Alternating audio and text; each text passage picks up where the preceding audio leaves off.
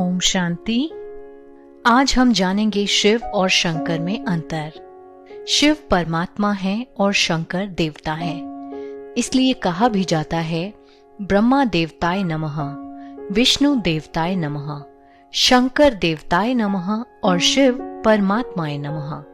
शिव रचयिता है अर्थात पिता है। शंकर उनकी रचना अर्थात उनके पुत्र हैं। दोनों का नाम अलग है, दोनों के स्वरूप अलग है। एक का नाम है शिव और दूसरे का नाम है शंकर। एक का स्वरूप है आकारी, दूसरे का स्वरूप है ज्योतिपुंज अर्थात निराकारी, जिसे मंदिरों में शिवलिंग के रूप में दिखाया जाता है। परमात्मा शिव का खुद का कोई शरीर नहीं है, वो ज्योति बिंदु है। शंकर का आकारी शरीर होता है। शिव का अर्थ ही है कल्याणकारी, जिसे प्यार से हम भोलेनाथ भी कहते हैं। शंकर जी विनाशकारी देवता हैं, जिनके लिए ही कहा जाता है कि तीसरा नेत्र खुलने पर विनाश होता है। उनकी पोजीशन बिल्कुल एक डिफेंस मिनिस्टर की तरह है। जब तक डिफेंस मिनिस्टर को प्राइम मिनिस्टर या प्रेसिडेंट का ऑर्डर नहीं मिलता, तब तक वो अपनी मर्जी से एक्शन नहीं ले सकता। ठीक उसी प्रकार शंकर जी के ऊपर भी कोई और है, जिन्होंने शंकर जी को ये विनाश का महान कार्य सौंपा है। तो एक भोलेनाथ अथवा कल्याणकारी है और दूसरा विनाशकारी है, और यह दोनों ही कार्य एक दूसरे के बिल्कुल विपरीत हैं। जब कोई मंत्र देता है तो ओम नमः शिवाय कहते हैं, कभी भी ओम नमः शंकराय नहीं कहते।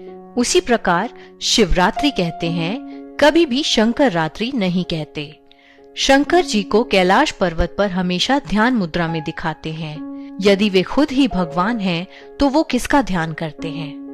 शंकर जी को एक गृहस्थी के रूप में दिखाया जाता है और पूरा परिवार मिलकर के शिवलिंग की उपासना करते दिखाए जाते हैं, अर्थात सारा परिवार मिलकर परमात्मा शिव को ही याद करते हैं।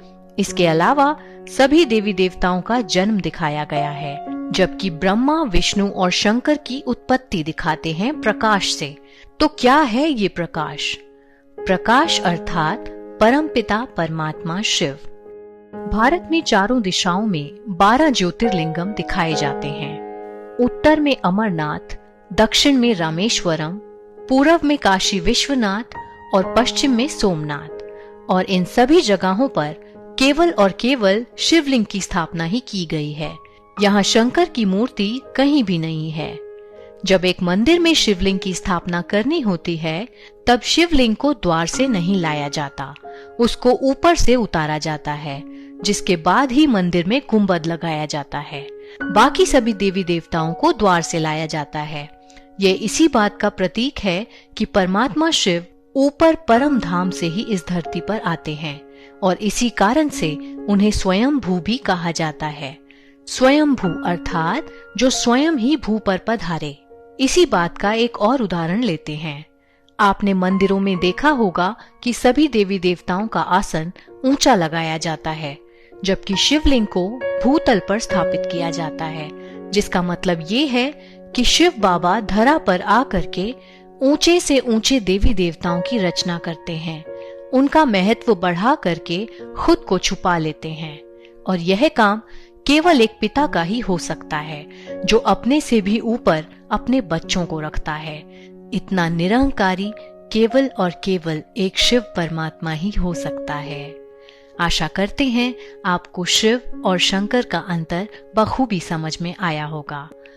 कल हम आपसे फिर मिलेंगे एक नए टॉपिक के साथ।